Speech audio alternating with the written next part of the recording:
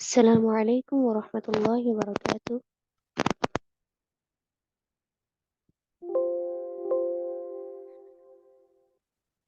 امید ہے کہ آپ سب اللہ کے فضل سے خیر و عافیت سے ہوں گے۔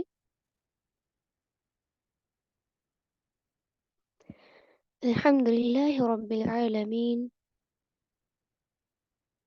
والصلاة والسلام على اشرف الانبیاء وسید المرسلین، اما بعد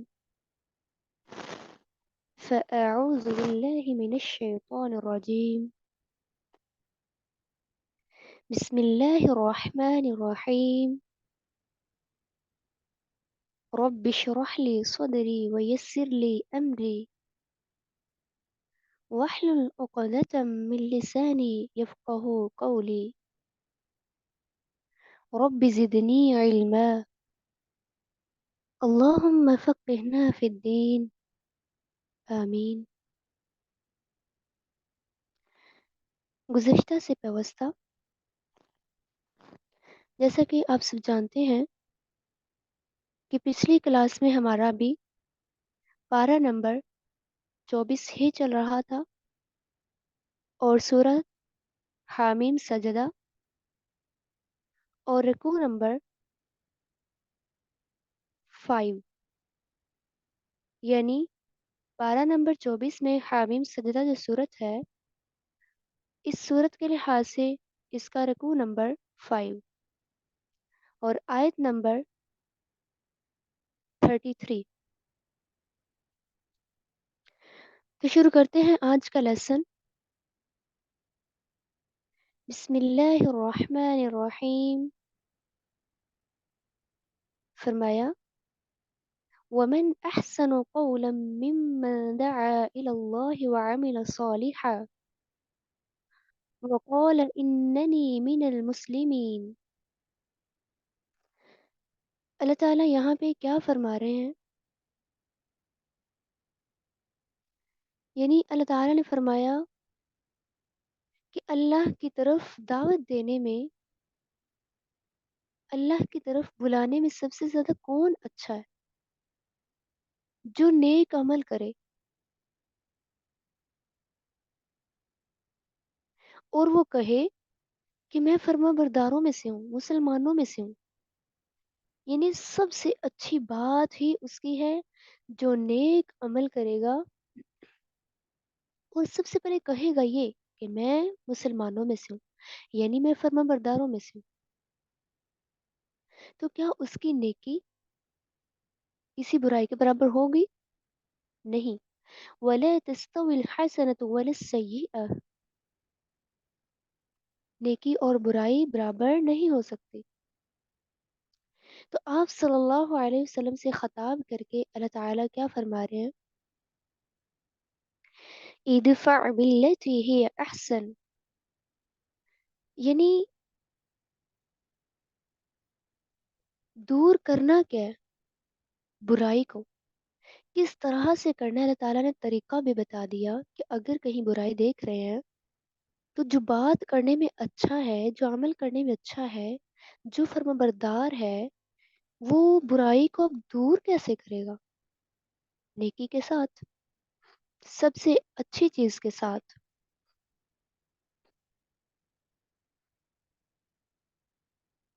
فور ایگزامپل، اب کسی نے برائی کا جواب دیا ہے آپ کو، بہت برے لہجے میں بولا ہے، آپ نے اس کو بالکل اچھائی سے جواب دے دیا، تو کیا ہوگا؟ وہ بھی اس طرح کی چیز سیکھنا شروع ہو جائے گا دوسرے انسان۔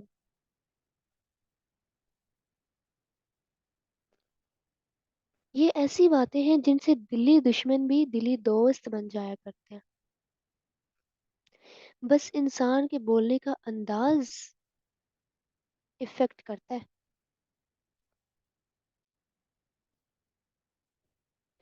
تو یہ جو چیز ہوتی ہے نا، یہ کس میں ہوتی ہے؟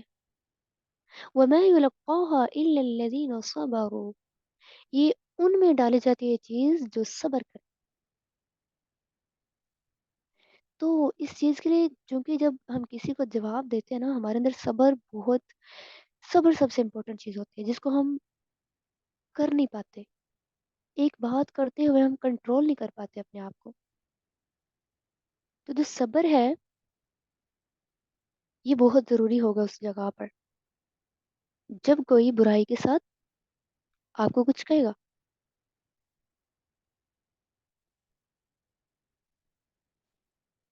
تو انسان کے اندر یہ چیز تب آئے گی جب انسان شیطان کے وسوسوں سے محفوظ رہے گا، اللہ کی پناہ میں رہے گا. جب انسان اللہ کی پناہ میں ہوتا ہے نا تو اللہ تعالیٰ خود بخود اس کی مدد کر دیتے ہیں. وہ برائی کو خود بخود دور کرنا شروع کر دیتے ہیں. تو اسی لیے فرمایا کہ اگر شیطان کا آپ کو وسوسہ آ جائے تو آپ اللہ کی پناہ طلب کیجیے، کیونکہ ہر چیز اسی کی قدرت میں، اس کے ہاتھ میں. اس کی تو نشانیاں بھی ہیں، قدرت کی نشانیاں. آیت نمبر 37 میں اللہ تعالیٰ نے بتایا وَمِنْ آيَاتِهِ اللَّيْلُ وَالنَّهَارُ وَالشَّمْسُ وَالْقَمَرُ. اس کی نشانیوں میں سے کیا ہے؟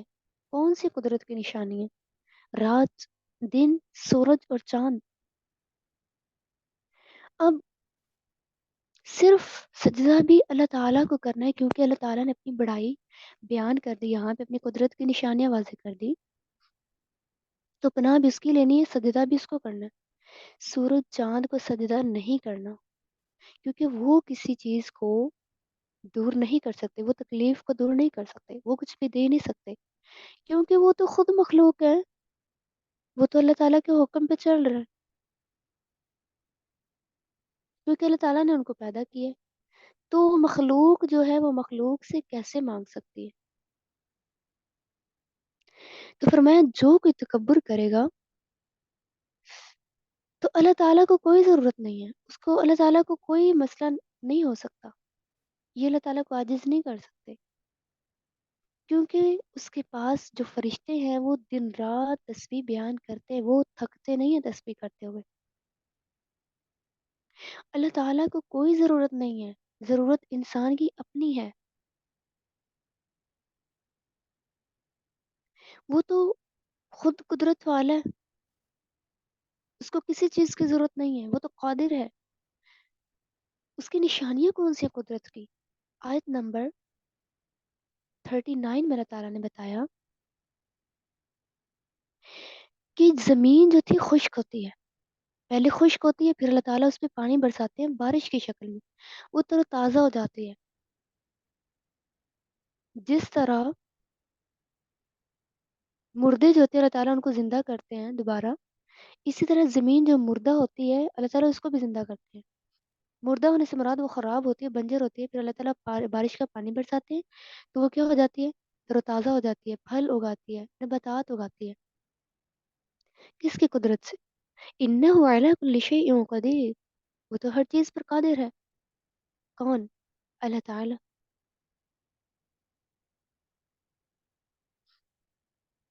تو جو بھی اللہ تعالیٰ کی ان آیات سے الحاد کرتے ہیں،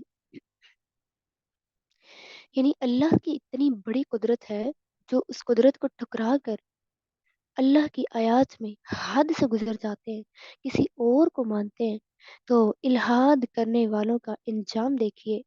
ان الذین یلحدون فی آیاتنا، اللہ تعالیٰ فرما رہے ہیں جو الحاد کرتے ہیں میری آیات میں، یعنی حد سے بڑھ جاتے ہیں، جو حکم دیا جاتا ہے اس سے حد سے بڑھ جاتے ہیں، یہ کبھی چھپ نہیں سکیں گے. تو یہ آگ میں ڈالے جائیں گے قیامت کے دن.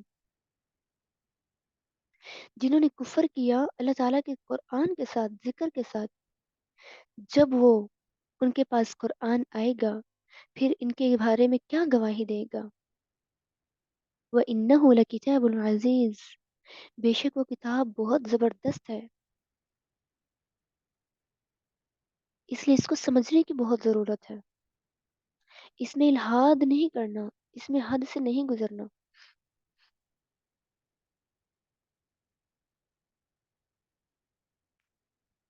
تو اس کے بعد اللہ تعالیٰ قرآن کو رسپیکٹ کیسے دے رہے ہیں؟ لا يأتيه الباطل من بين يديه ولا من خلفه، یعنی اس قرآن پر کوئی آگے اور پیچھے سے کوئی باطل نہیں آ سکتا، اس میں ہر چیز حق ہے. جو لے کر آئے آپ صلی اللہ علیہ وسلم پر نازل ہوئی، سب حق تھے، سچے تھے، تو یہ کتاب بھی سچی تھی، کیونکہ کس کی طرف سے نازل کردہ تھی؟ تنزیل من حکیم حمید، حکمت والے اور بہت تعریف والے کی طرف سے نازل کردہ.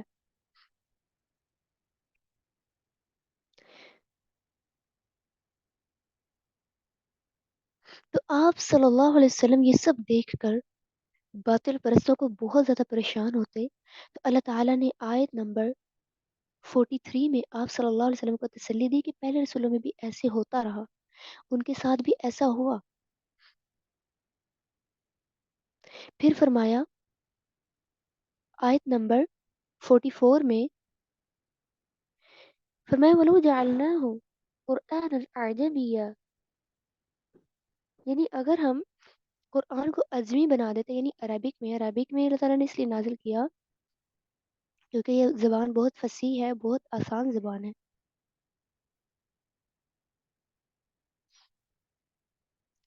تو قرآن جو ہے اس کے مختلف طریقوں سے مطلب یہ پر اثر ہوتا ہے انسان پر. اللہ تعالیٰ فرما رہے ہیں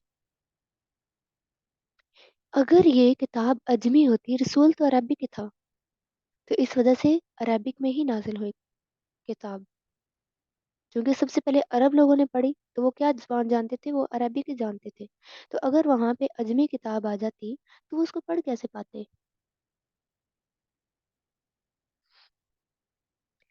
تو قرآن مختلف طریقوں سے کیسے اثر کرتا ہے انسان پر؟ کسی کے لیے تو ہدایت اور شفا کا ذریعہ بن جاتا ہے، جو لوگ اس پر ایمان لاتے ہیں ان کے لیے. ان کے برعکس والذین لا یؤمنون، جو ایمان اس پر نہیں لاتے، ان کی کانوں میں بوجھ ہے، وہ ایسے ہیں جیسے اندھے ہوں. تو یہی لوگ ہیں جن کے لیے بہت ہلاکت ہے، بہت دوری ہوگی، بہت دور سے پکارے جائیں گے یہ.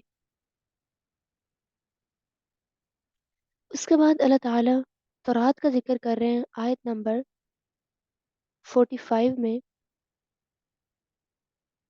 فرمایا وَلَقَدْ آتَيْنَا مُوسَى الْكِتَابَ فَاخْتُلِفَ فِيهِ. اللہ تعالیٰ فرما رہے ہیں ان کو تورات دی تھی، انہوں نے اس میں بھی اختلاف کیا. یہ کیوں انہوں نے کیا؟ کیونکہ شک میں تھے. شک جو ہوتا ہے نا انسان کو بہت بے چین کرتا ہے، انسان چاہتا ہے یہ مانوں یا وہ مانوں، تو شک والی چیز نہیں ماننی چاہیے. شک انسان کو بہت ہی بے چینی لاحق کرتا ہے. تو اسی لیے شک نہیں کرنا چاہیے، کیونکہ یہ کتاب جو ہے حق ہے، جو تورات تھی وہ بھی حق تھی. تو فرمایا من عمل صالحا، جو کوئی نیک عمل کرے گا اس کے اپنے لیے ہوگا، تو جو کوئی برا عمل کرے گا وہ بھی اسی کے لیے ہوگا. وما ربک بظلام للعبید، فرمایا آپ کا رب کچھ ظلم کرنے والا نہیں ہے بندوں پر. ایسا نہیں ہو سکتا کوئی نیک عمل کرے اس کا بدلہ اس کو برا ملے، کوئی برا عمل کرے اس کو بدلہ اس کا اچھا ملے. اپوزٹ کبھی بھی نہیں ہو سکتا. اللہ تعالیٰ کے پاس کا جو قانون ہے نا اللہ تعالیٰ کا، وہ انصاف پر مبنی ہے. جیسا عمل ہوگا ویسا ہی انجام ہوگا. تو اللہ تعالیٰ سے دعا ہے کہ اللہ تعالیٰ ہمیں نیک عمل کرنے کی توفیق عطا فرمائے، ہمیں آخرت کی زیادہ سے زیادہ فکر کرنے کی توفیق عطا فرمائے، ہمیں قرآن کو سمجھنے اور اس پر عمل کرنے کی توفیق عطا فرمائے. پارہ نمبر 24 الحمدللہ کمپلیٹ ہو چکا ہے. اس کے بعد پارہ نمبر 25 سٹارٹ ہونے لگا ہے. سورت حامیم سجدہ ہی ہے ابھی، اور آیت نمبر 47 ہے، یعنی 25ویں پارے کی سب سے پہلی آیت جو کہ ہم پڑھنے جا رہے ہیں. فرمایا الیہ یرد علم الساعة وما تخرج من ثمرات من أكمامها وما تحمل من أنثى ولا تضع إلا بعلمه. اللہ تعالیٰ نے سب سے پہلے قیامت کا ذکر رکھا اس پارے میں، چونکہ آخری پارے جو ہے قیامت کا تذکرہ زیادہ بیان کرتے ہیں. آخر پہ انسان کو زیادہ غور و فکر ہوتا ہے آخرت پر. قیامت کا تذکرہ اس لیے رکھ دیا تاکہ بندے اس کے مطابق تیاری کرے.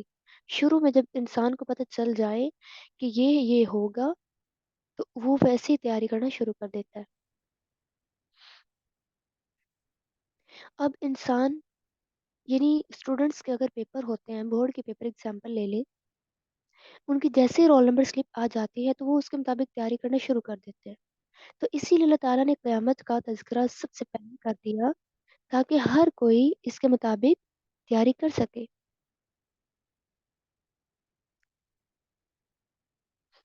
تو جو قیامت کا علم ہے یہ کسی کو بھی نہیں پتا کب آ جائے گی. یہ تو آپ صلی اللہ علیہ وسلم کو بھی اللہ تعالیٰ نے نہیں بتایا. یہ جب آئے گی تو اچانک آئے گی. وہ اللہ کے علم ہے. اللہ کے علم کی وسعت بیان کی جا رہی ہے. وَمَا تَخْرُجُ مِن ثَمَرَاتٍ مِّنْ أَكْمَامِهَا، یعنی جو پھلوں میں سے جو بھی وہ اپنے غلافوں میں سے نکلتے ہیں یہ اللہ کو معلوم ہوتا ہے وہ کس طرح بن رہے ہوتے ہیں پھل. جو کوئی مادہ ہوتی ہے، جو کوئی وہ بچہ جنم دیتی ہے، وہ اللہ تعالیٰ کو اس کے بارے میں پتا ہوتا ہے. تو جو کوئی اللہ کے سوا شریکوں کو پکارتے ہیں، اللہ کے علم کی وسعت کو چھوڑ کر شریکوں کے علم کو دیکھتے ہیں، بھٹک جائیں گے. بلکہ وہ آج ہی بھٹکے ہوئے ہیں، وہ ان کو پکارتے ہیں. تو ان کے لیے کوئی جائے قرار نہ ہوگا قیامت کے دن، کوئی جائے پناہ نہ ہوگی. تو انسان دعا کس چیز کی کرتا ہے؟ بھلائی کی نہیں کرتا، برائی کی دعا کرتا ہے. مایوس ہو جاتا ہے. مایوس تو کافر ہوا کرتے ہیں. اس لیے اللہ سے دعا امید کے ساتھ کرنی چاہیے. یہ ایک ادب بھی ہے دعا کا. فرمایا جب بھی انسان کو ہم رحمت چکھاتے ہیں تو وہ بہت ہی جو ہے نا خوش ہو جاتا ہے. جیسے ہی تکلیف پہنچتی ہے تو پھر غمگین ہو جاتا ہے. نہیں، مومن کی حالت یہ نہیں ہوتی. وہ اچھی چیز ملنے پر شکر ادا کرتا ہے، اور اگر اسے کوئی چیز بری لگے تو وہ اس پہ صبر کرتا ہے. اس کے دونوں حالتوں میں خیر ہوتی ہے. تو اللہ تعالیٰ فرما رہے ہیں کہ ہم عنقریب بتائیں گے ان کو جنہوں نے عمل کیے یعنی کافروں کو، پھر ہم انہیں عذاب چکھائیں گے. قیامت کا تذکرہ کر کے اللہ تعالیٰ نے فرمایا کہ جو جیسا عمل کرے گا اس کو اس دن ویسا بدلہ ملے گا. تو انسان اعراض کر جاتا ہے. پھر اس کے بعد آیت نمبر 52 میں اللہ تعالیٰ کیا فرما رہے ہیں؟ چیلنج کیا جا رہا ہے. یعنی کیا تم لوگوں نے نہیں دیکھا، یعنی جس چیز کا تم لوگ انکار کر رہے ہو اللہ تعالیٰ کی طرف سے، تو کون زیادہ بھٹکا ہوا ہے، کون مخالفت میں ہے؟ اللہ تعالیٰ فرما رہے ہیں قریب ہم اپنی نشانیاں دکھائیں گے، پھر ان کے لیے حق واضح ہو جائے گا. کیونکہ اللہ ہر چیز پر گواہ ہے. تو اللہ تعالیٰ ہی کافی ہے انسان کو، اسی لیے اس کو ہی پکارنا چاہیے. تو اللہ سے ملاقات میں شک نہیں کرنا چاہیے. اس سے ملاقات تو ہو ہی ہوگی. الا انہ بکل شیء محیط، وہ تو ہر چیز کا احاطہ کیے ہوئے ہے. ہر چیز کی خبر ہے اللہ تعالیٰ کو. ہر عمل کی خبر ہے اللہ تعالیٰ کو. تو اللہ تعالیٰ سے دعا ہے کہ اللہ تعالیٰ ہمیں قیامت کے دن عرش عظیم کا سایہ عطا فرمائے، اپنا دیدار نصیب فرمائے، اپنی ملاقات نصیب فرمائے. آمین. اس کے بعد سورۃ الشعراء سٹارٹ ہو رہی ہے. سورۃ الشعراء مکی صورت ہے. جس چیز میں اختلاف ہو جائے تو اس کو حل کرنے کے لیے چونکہ باہم مشورہ کیا جاتا ہے، اس لیے اسی صورت کو سورۃ الشعراء بھی کہا گیا. تو حروف مقطعات سے ہی اس صورت کا آغاز ہوا چونکہ امپورٹنٹ چیز کی طرف توجہ دلانا مقصود ہوتا ہے. تو شروع کرتے ہیں. بسم اللہ الرحمن الرحیم. حامیم عین سین قاف. یعنی حروف مقطعات کو اللہ تعالیٰ نے شروع میں رکھا، اہم چیز کی طرف توجہ دلانا مقصود تھی. پھر اللہ تعالیٰ نے یہ بتایا کہ کس کی طرف سے نازل ہوئی ہے وہی جو کی گئی آپ صلی اللہ علیہ وسلم پہ، یہ قرآن وحی کیا گیا. اور ان کی طرف بھی وہی کیا گیا تھا جو پہلے تھے، یعنی اس امت سے پہلے ان کی طرف بھی کتابیں نازل ہوئیں. تو یہ کس کی طرف سے؟ بہت زبردست اور حکمت والے کی طرف سے. اللہ تعالیٰ نے اس میں جو احکام بیان کیے ہیں وہ ہر جو حکم ہے وہ حکمت پر مبنی ہے. کوئی مشکل حکم نہیں ہے جس کو ماننا مشکل ہو. تو وہ کون ہے رب؟ کس کی طرف سے ہے؟ لہو ما فی السماوات و ما فی الارض. اس کے لیے ہے جو کہ جس کے لیے زمینوں اور آسمان ہے، وہ تو بلند تر ہے، وہ تو عظمت والا ہے. تو اس کی عظمت کو دیکھتے ہوئے ہمیں اس کی عظمت پر غور و فکر کرتے ہوئے اس کی عبادت کرنی چاہیے. چونکہ جو فرشتے ہیں وہ اس کی تسبیح بیان کرتے ہیں اس کی حمد کے ساتھ. وہ تو بخشش بھی مانگتے ہیں، ان کے لیے بھی مانگتے ہیں جو زمین میں ہیں. تو فرشتے کتنی اچھی مخلوق ہے نا اللہ تعالیٰ کی، کتنا ڈرتے ہیں اللہ تعالیٰ سے، صبح و شام تسبیح کرتے ہیں، بخشش بھی مانگتے ہیں.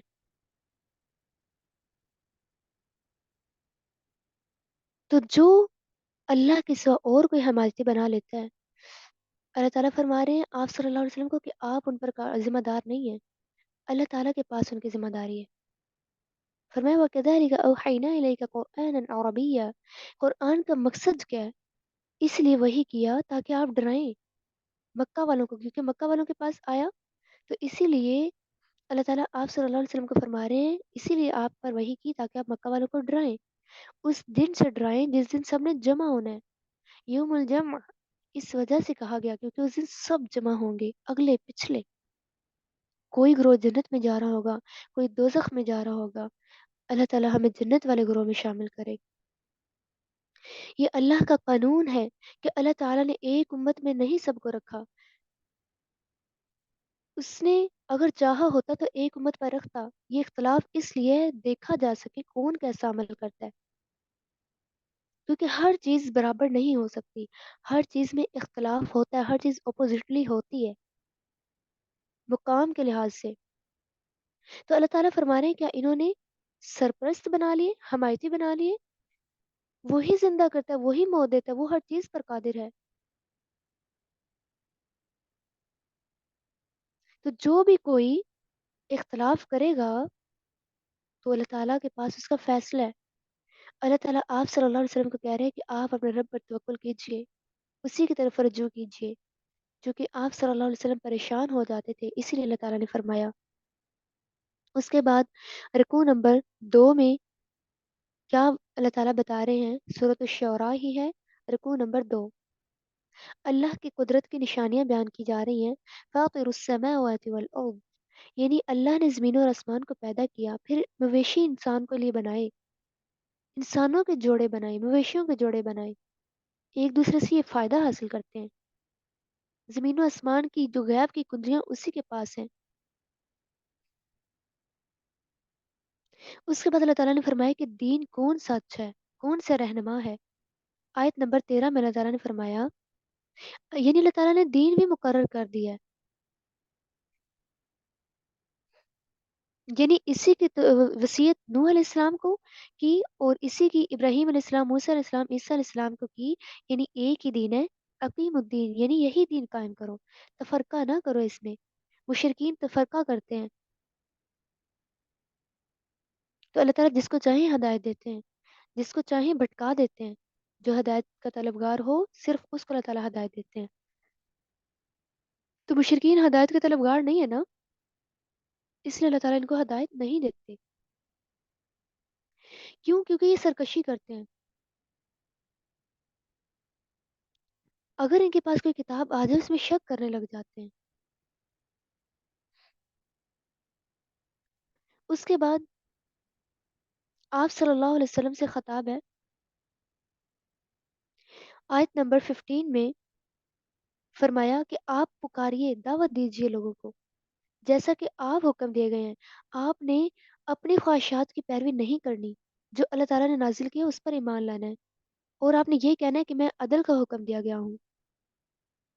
اگر کوئی نہ مانے تو آپ صرف یہی کریں، کہیں لنا اعمالنا ولکم اعمالکم، یعنی ہمارے اعمال ہمارے لیے، تمہارے تمہارے لیے. جو جیسا عمل کرے گا اس کو ویسا اس کا بدلہ مل جائے گا. اس دن ہر ایک کے درمیان جھگڑا ہو رہا ہوگا، سب جمع ہوں گے. وَإِلَيْهِ الْمَصِيرُ، اللہ کی طرف لوٹ کر جانا ہے. پھر وہ بتا دے گا کہ کون کیسا عمل کرتا ہے. تو جو لوگ اللہ کے بارے میں جھگڑا کرتے ہیں، ان کی حجت اللہ تعالیٰ کے پاس زائل ہونے والی ہے، کم تر ہے، ان پر اللہ کا غضب ہے، شدید عذاب ہے۔ اللہ الذی انزل الکتاب بالحق والمیزان، اللہ تعالیٰ نے اس دن کے لیے تیار کیا کر رکھا ہے؟ میزان، حق کے ساتھ ہر چیز کا ناپ تول، اعمال کا اس میں ہوگا، حتیٰ کہ انسان کے اعمال نامہ کو شکل دی جائے گی ایک انسان کی، پھر اس کو تولا جائے گا، اس کے مطابق جزا و سزا کا فیصلہ کر دیا جائے گا۔ تو جلدی اس عذاب کو کون مانگتے ہیں؟ جو ایمان نہیں لاتے۔ جو ایمان لاتے ہیں وہ اللہ سے ڈرتے ہیں، اللہ کے عذاب سے ڈرتے ہیں۔ تو جو جلدی مانگتے ہیں عذاب کو، وہ گمراہی میں ہے۔ تو اللہ تعالیٰ فرما رہے ہیں رکوع نمبر 3 میں، اللہ تعالیٰ نے فرمایا جو کوئی دنیا چاہتا ہے اللہ تعالیٰ اسے دنیا دیتے ہیں، جو آخرت چاہتا ہے اللہ تعالیٰ اسے آخرت دیتے ہیں، بلکہ دنیا بھی دیتے ہیں بڑھا چڑھا کر، آخرت میں اس سے بھی زیادہ بڑھا چڑھا کر اللہ تعالیٰ اسے اس کا حصہ دیں گے۔ اس لیے فوکس آخرت پہ زیادہ ہوگا تو دنیا بھی بہتر ہو جائے گی، آخرت بھی بہتر ہو جائے گی۔ اللہ تعالیٰ فیصلہ کر دیں گے۔ جو بھی کوئی شریک کرتا ہے اللہ تعالیٰ کے ساتھ، دین میں پروپیگنڈے کر رہا ہے، ان کا فیصلہ ہو جائے گا۔ وَإِنَّ الظَّالِمِينَ لَهُمْ عَذَابٌ أَلِيمٌ، ظالموں کے لیے تو دردناک عذاب ہے۔ وہ ظالم کون؟ مشرک۔ مشرک کون؟ جو اللہ کے ساتھ دوسروں کو شریک ٹھہراتا ہے، اللہ کے ساتھ برابر قرار دیتا ہے۔ ان کے برعکس جو ایمان لا کر نیک عمل کریں گے ان کے لیے کیا ہے؟ روضات الجنات، جنتوں کے باغات ہیں، وہ اپنے رب کے پاس جو چاہیں گے ان کو ملے گا۔ کتنا بڑا فضل ہے نا اللہ تعالیٰ کا ان بندوں پر جو نیک عمل کریں۔ ہر نبی نے آ کر یہی کہا، قُلْ لَا أَسْأَلُكُمْ عَلَيْهِ أَجْرًا، میں کسی اجرت کا سوال نہیں کرتا، میرا اجر تو اللہ کے ذمہ ہے، میں لوگوں سے نہیں مانگتا۔ لیکن جنہوں نے جھٹلا دیا، اللہ تعالیٰ فرما رہے ہیں ان کے دلوں پر مہر لگا دی گئی، باطل کو ہمیشہ مٹا دیا گیا۔ وہ تو سینوں کے راز جانتا ہے کہ کون کس طرح کا عمل کر رہا ہے، باطل پرست ہے کہ کوئی سچ مان رہا ہے۔ وَهُوَ الَّذِي يَقْبَلُ التَّوْبَةَ، کون ہے وہ رب؟ وہ تو توبہ قبول کرنے والا ہے۔ اگر کسی سسر کی غلطی ہو جاتی ہے، شرک ہو جاتا ہے، اس پہ توبہ کر لیتا ہے تو اللہ تعالیٰ معاف کرنے والا ہے، برائیوں سے معاف کرنے والا ہے۔ وہ تو قبول کرتا ہے جو بھی نیک عمل کیا جائے۔ شرط نیک عمل کی یہی ہونی چاہیے، اخلاص۔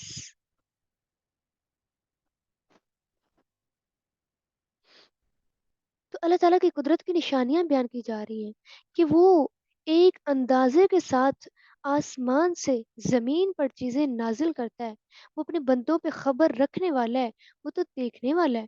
وَهُوَ الَّذِي يُنَزِّلُ الْغَيْثَ، وہ تو بارش بھی اتارتا ہے، وہ اپنی رحمت اتارتا ہے۔ وَهُوَ الْوَلِيُّ الْحَمِيدُ، وہ تو کارساز ہے، وہ تو خوب تعریف والا ہے۔ اس کی نشانیوں میں سے یہ بھی ہے، اس کی قدرت کی نشانیوں میں سے آسمانوں اور زمین کو کس نے بنایا؟ یہ جاندار جو سب پھیلے ہوئے ہیں کس نے بنائے؟ ان مشرکین کو کیوں سمجھ نہیں آتا؟ اس کے بعد رکوع نمبر 4 میں اللہ تعالیٰ کیا فرما رہے ہیں؟ سورۃ الشعراء کی رکوع نمبر 4 میں اللہ تعالیٰ نے فرمایا وَمَا أَصَابَكُم مِّن مُّصِيبَةٍ فَبِمَا كَسَبَتْ أَيْدِيكُمْ وَيَعْفُو عَن كَثِيرٍ، یعنی اللہ ہی قادر ہے، اگر وہ کوئی مصیبت پہنچا دے تو انسان کے اپنے ہاتھوں کی وجہ سے ہوتی ہے، اور بہت سے لوگوں کو وہ درگزر بھی کر دیتا ہے، اگر کوئی معافی مانگے تو وہ درگزر بھی کر دیتا ہے۔ اللہ کو کوئی عاجز نہیں کرنے والا، اگر کوئی شریک ٹھہراتا ہے اللہ کو عاجز نہیں کوئی کر سکتا، اللہ کے سوا کوئی مددگار نہیں ہو سکتا۔ اس کی قدرت کی نشانیوں میں سے یہ بھی ہے کہ اس نے ہوا کو چلایا، پہاڑوں کو اس نے بنایا، اتنا کچھ کر سکتا ہے، کیا وہ معاف نہیں کر سکتا؟ اس کے لیے کچھ مشکل نہیں ہے۔ تو اللہ تعالیٰ فرما رہے ہیں جان لے وہ جو آیات میں جھگڑا کرتے ہیں۔ تو جو کوئی دنیا کی زندگی کا فائدہ دیا جا رہا ہے، وَمَا عِندَ اللَّهِ خَيْرٌ وَأَبْقَى، اللہ کے پاس جو ہے نا وہ سب سے بہتر ہے، اور وہ تو ہمیشہ رہنے والا ہے، وہ تو باقی رہنے والا ہے۔ کن کے لیے؟ لِلَّذِينَ آمَنُوا، جو ایمان لائیں، وعلی ربہم یتوکلون، اور اپنے رب پر توکل بھی کریں۔ تو توکل کرنے والوں کی صفات کیا ہیں؟ آیت نمبر 37 سے بتائی جا رہی ہے، والذین یجتنبون کبائر الاثم والفواحش واذا ما غضبوا هم یغفرون، یعنی وہ کبیرہ گناہوں سے اجتناب کرتے ہیں، کبیرہ گناہ میں بے حیائی بھی آ جاتی ہے، وہ کیا کرتے ہیں جب ان کو غصہ ہے وہ معاف کر دیتے ہیں، اور جب ان کو نماز کی طرف پکارا جائے لبیک کہتے ہیں، یعنی اللہ میں حاضر ہوں، تو وہ رزق بھی خرچ کرتے ہیں اللہ کی راہ میں۔ اب رزق خرچ کرنا کہاں پہ ہے؟ جہاں جہاں پہ اللہ کے دین کی جو نشر و اشاعت ہو رہی ہے، یہ دیکھنا ہے کہ دین کس طرح کا چل رہا ہے یہاں پر۔ اگر تو شرکیہ چیزیں لے کر چل رہے ہیں انسان، ادھر خرچ کرنا بھی مناسب نہیں ہوگا۔ دیکھنا یہ ہے کہ سنت کے مطابق جہاں پہ عمل ہو رہا ہے نا، وہاں پہ بہتر ہوگا خرچ کرنا، یعنی جہاں پہ بھی دین کا کام ہو رہا ہے، کوئی مدرسہ ہے، کوئی مسجد ہے، کوئی اکیڈمی ہے، کوئی گھر میں پڑھا رہے ہیں، جہاں پہ بھی خرچ کرتا ہے انسان دین کی جگہ پر، تو یہ اس سے مراد لیا جاتا ہے خرچ کرنا، یہ نہیں کہ اپنے اوپر خرچ کرنا، اپنی خواہشات پہ خرچ کرنا۔ اب تو خاص طور پر امتحان ہے نا، کہ ان دنوں میں کون خرچ کرتا ہے، اور آگے سے عید بھی ہے، اور عید کے لیے اپنی شاپنگ پہ کون خرچ کرتا ہے، یہ اللہ تعالیٰ نے اب امتحان لینا ہے انسان کا۔ تو جو کوئی برائی کمائے گا اس کا بدلہ اسے ویسا ہی ملے گا، تو جو کوئی نیک عمل کرے گا اللہ کے پاس اس کا اجر ہے۔ انہ لا یحب الظالمین، وہ تو ظالموں کو پسند نہیں کرتا۔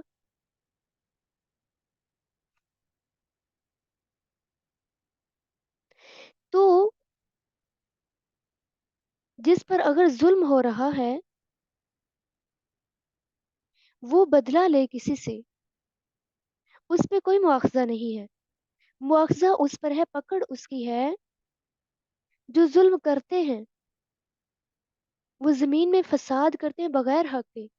اولئک لہم عذاب علیم، ان کے لیے دردناک عذاب ہے جو ظلم کرتے ہیں۔ فرمایا جو کوئی صبر کرے گا، اگر کسی پہ ظلم ہو رہا ہے وہ صبر کرے گا تو اللہ تعالیٰ معاف کرنے والے ہیں۔ صبر کرنا ہمت کے کاموں میں سے ہوتا ہے۔ ظالموں کا انجام کیا ہوگا قیامت کے دن؟ آیت رکوع نمبر 5 میں اللہ تعالیٰ بیان کر رہے ہیں، وَمَن يُضْلِلِ اللَّهُ فَمَا لَهُ مِن وَلِيٍّ مِّن بَعْدِهِ، یعنی جسے اللہ تعالیٰ بھٹکا دے اس کے لیے کوئی سفارشی نہیں ہے۔ قیامت کے دن کیسے ہوں گے ظالم؟ عذاب کو دیکھ رہے ہوں گے، یہ پیش کیے جائیں گے عذاب پر، ان کی آنکھیں اس طرح سے ہوں گی چھپی چھپی آنکھوں سے، جیسے انسان دیکھتا ہے نا چھپکی چھپکی کی آنکھوں سے، جیسے بچے دیکھ رہے ہوتے ہیں چوری چوری جب انہوں کو چیز چرانی ہوتی ہے ماما پاپا سے، تو وہ کس طرح سے آنکھیں کر رہے ہوتے ہیں نا، اس طرح یہ آنکھیں کر رہے ہوں گے کاش ہم اس میں نہ جائیں۔ ان کے لیے خسارہ ہوگا، قیامت کے دن دردناک عذاب ہوگا ان کے لیے، ان کے لیے اللہ کے سوا کوئی سفارشی نہیں بن سکتا۔ تو اللہ تعالیٰ سفارشی تب بنیں گے نا جب اللہ کے لیے کوئی کام کیا ہوگا۔ تو اسی لیے اللہ تعالیٰ فرما رہے ہیں آپ صلی اللہ علیہ وسلم سے، آیت نمبر 47 میں، استجیبوا لربکم من قبل ان یأتی یوم لا مرد له من اللہ، یعنی لبیک کہی اپنے رب کے لیے اس سے پہلے کہ وہ دن نہ آ جائے جس کو کوئی ٹال نہیں سکتا اللہ کے سوا۔ فرمایا تو جو اعراض کرے، ہم نے آپ کو نگران نہیں بنایا، اگر بنا کر بھیجا بھی ہے آپ نے پریشان نہیں ہونا، نگران مین جو ہے وہ اللہ تعالیٰ ہے، آپ کا کام صرف پہنچا دینا، منوانا نہیں ہے۔ اس کے بعد اللہ تعالیٰ رکوع آیت نمبر 49 میں کیا بیان کر رہے ہیں، یعنی بادشاہت اللہ کے لیے ہے، وہ اللہ ہے جو انسان کو خوشی پہنچاتا ہے، تو انسان اس خوشی میں صرف اللہ کو پکارتا ہے، جب اس پہ کوئی اس طرح ناگوار چیز آتی ہے، کوئی ناگوار پریشانی آ جاتی ہے تو فوراً مایوس ہو جاتا ہے۔ اللہ کی بادشاہت تو دیکھیے، للہ ملک السماوات والارض، اس کے تو زمین اور آسمان ہے، وہ تو نواز سکتا ہے، اس کو بلائے